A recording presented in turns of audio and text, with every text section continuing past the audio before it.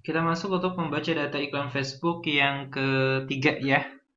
Nah, ada sebuah data ya di Facebook itu seperti ini. Jadi produknya itu ada yang beli seperti itu. Ya, ada yang beli. Kemudian kopinya juga bagus. Dia adjustmentnya tinggi ya. Dianya bagus seperti itu. Hanya yang kurang tepat itu adalah di targetnya. Misalkan seperti ini. Menjual produk untuk mahasiswa backpacker, misal seperti itu. Nah, sudah tepat pembidiknya mahasiswa gitu loh, demografinya sudah tepat mahasiswa. Hanya kurang tepat di kebiasaan si demografi itu apa. Misal, karena kita membidiknya adalah backpacker, kita harus membidik kebiasaan dia adalah traveling gitu kan. Nah, ini tidak dibidik gitu, travelingnya. Gitu. Tidak dibidik kebiasaan travelingnya. Kan ketika kita buat detail targeting itu ada namanya untuk detail targetingnya itu ada behaviornya itu dia biasa traveling gitu. Nah, untuk ngebidik mahasiswa backpacker yaitu mahasiswa yang harus biasa untuk traveling harusnya kan seperti itu. Nah, ini tidak. Nah, jadi dia bukan tidak tepat, hanya kurang tepat. Jadi kalau misalkan produknya itu terbeli ya, maksudnya eh, pembeliannya cukup bagus, kemudian ads copy dan ads image-nya juga udah bagus, karena berdasarkan pengalaman kita sudah beriklan bahwasanya ads copy dan ads image yang tepat itu seperti itu gitu. Jadi kalau kita sudah punya experience, kita tidak akan terlalu banyak untuk split test. Kita hanya akan lebih semakin kita sering berikan, maka insting kita akan bekerja bahwasanya demografinya sudah tepat atau belum gitu, sesuai dengan target market atau tidak, seperti itu. Nah, biasanya kurang tepat aja, bukan tidak tepat, tapi kurang tepat. Nah, kalau tidak tepat, itu pasti nggak kebeli gitu produknya. Kalaupun ada yang beli, paling ya satu. Nah, jadi kalau misalkan em, targetnya itu kurang tepat, dia ada yang beli, hanya dia karena kurang tepat aja. Seperti itu. Jadi membidiknya mahasiswa yang suka traveling, tapi tidak ada behaviornya itu tadi. Misal, kita jualnya misal alat-alat backpacker seperti itu. Mulai dari sepatu, tas dan lain sebagainya seperti itu. Alat-alat backpacker lah seperti itu pada mahasiswa seperti itu ya. Nah, itu sebelum sebenarnya hanya sedikit di tweak ya, diperbarui adalah di targetingnya aja gitu. Nah, itu tinggal dibuat adset baru seperti itu. Jadi bukan adsetnya diedit, tapi dibuat adset baru ya dengan dengan ads copy yang sama seperti itu dalam produk yang sama seperti itu ya. Jadi itu adalah membaca data iklan Facebook yang ketiga, yaitu ketika dia sudah ada yang beli, achievement-nya sudah bagus, hanya dia kurang tepat aja biasanya seperti itu. Nah, itu beberapa hal yang harus kita pikirkan. Apakah dia memang um, bagus untuk kita pertahankan atau tidak iklannya, ya, untuk untuk menentukan winning campaign nantinya. Nah, ada beberapa data yang harus kita pahami bahwasannya untuk melihat performa iklan yang bagus. Jadi tadi adalah pemahaman cara membaca data iklan.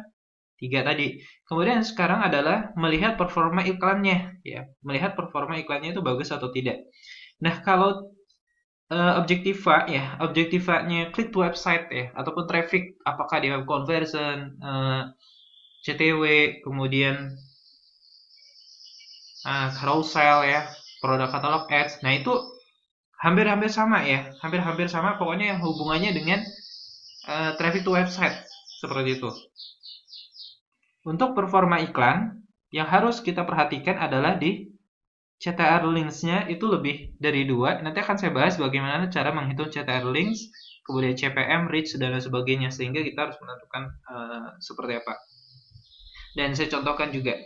Nah, jadi CTR links-nya itu lebih dari 2. Ya. Pertama adalah CTR links-nya lebih dari 2. Kemudian CPM-nya di bawah 10.000 atau masih di bawah 15.000 ya. Saya biasanya masih di bawah 15.000 itu masih saya tetap jalankan ya. Tapi kalau udah di atas 15.000, 20, 30.000 itu tanda-tanda iklannya bikin boncos gitu ya. Bikin apa ya? Habis duit aja gitu. Nah, saya biasanya paling dominan itu adalah di Chatterlinks dan juga CPM. Kalau dua itu udah bagus, reach-nya pasti bagus gitu. Kalau dua itu udah jelek, pasti reach-nya jelek. Itu udah pasti. Nah, kemudian reach-nya itu biasanya kita bisa lihat reach-nya itu 5% ya dikali cost. Misal cost-nya kalau di lokal itu 100.000, 5% dari 100.000 itu berapa? Seperti itu. Jadi kalau 100.000, 5%-nya sekitar 5% dikali 100.000 ya. Saya tidak pintar matematika nih. 100.000 berarti 500.000 dibagi 100. Berarti reach-nya adalah 5.000 ya. Minimal adalah 5.000. Minimal ya, minimal adalah 5.000 reach-nya. Jadi kalau di bawah 5.000 reach-nya, itu udah positif banget, iklannya boncos itu. Nah, iklan yang seperti itu biasanya adalah problemnya adalah di budgeting. Nah ya, kalau reach-nya itu rendah itu biasanya problemnya adalah di budgetingnya. Budgetingnya itu nggak dapat ideal budget. Nah, jadi biaya iklan itu bukan seberapa besar per harinya sehingga nanti dia nge-reach lebar ataupun besar. Tetapi seberapa lama iklan kita itu berjalan ya, berapa hari iklan kita itu berjalan, dan itu setiap harinya itu mendapatkan ideal budgetnya sesuai marketnya. Nah, seperti yang sudah saya jelaskan tentang budgeting di video sebelumnya. Nah, harus seperti itu. Jadi berikan itu tidak hari ini langsung berikan 1 juta gitu, nggak bisa. Tetapi ideal budgetnya adalah berapa? Mulai dari berapa? Mulai dari yang terkecil dulu, nanti kita bisa dapat ideal budget.